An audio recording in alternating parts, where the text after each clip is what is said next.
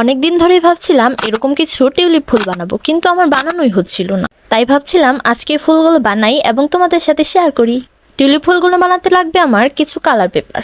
পেপারগুলোকে আমি একটি সাইজ অনুযায়ী কেটে নিয়েছি। তোমরা চাইলে তোমাদের ইচ্ছে মতো ছোট বড় করে কেটে নিতে পারো। তারপর পেপারগুলোকে আমি একপাশে একটু বোল্ড করে উল্টো দিকে ঘুরিয়ে এখানে আমি গ্লো দিয়ে লাগিয়ে নিচ্ছি। এতে করে ফুলের পাপড়িটা অনেক সুন্দর হবে এবং দেখতে পুরো রিয়েলিস্টিক লাগবে। এরকম ভাবে আমি মোট 6টি পাপড়ি করে নেব।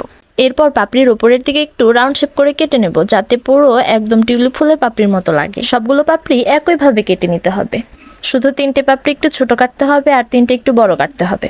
সবগুলো পাপড়ি তৈরি করা হয়ে গেলে এখন আমি নিয়ে নিব সবুজ একটি পেপার। এই সবুজ পেপারটাকে আমার রুলের মতো করে ভাঁজ করে লম্বা একটা লাঠির মতো বানিয়ে নিতে হবে। তারপর একটি কাগজকে বলের মতো করে বানিয়ে স্টিকটার সাথে লাগিয়ে পাপড়িগুলো অ্যাটাচ করে দিতে হবে। আমি আসলে ভুলবশত পাপড়ির ভিডিওটা করতে ভুলে গেছি।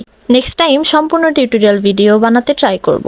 আর তোমরা আমার কাছ থেকে কোন কোন ক্রাফটিং ভিডিও বা পেইন্টিং ভিডিও দেখতে চাও অবশ্যই কমেন্ট করে জানাবে। আমি তোমাদের কমেন্টে রিপ্লাই দেবো।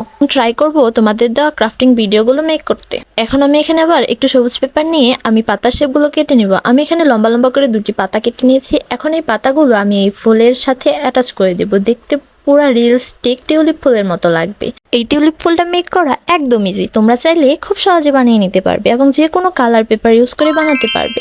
আমি এখানে পিঙ্ক কালারের এই ফুলটা বানিয়েছি। ফুলটা বানানো কেমন হয়েছে তোমরা অবশ্যই জানাবে। Bye bye.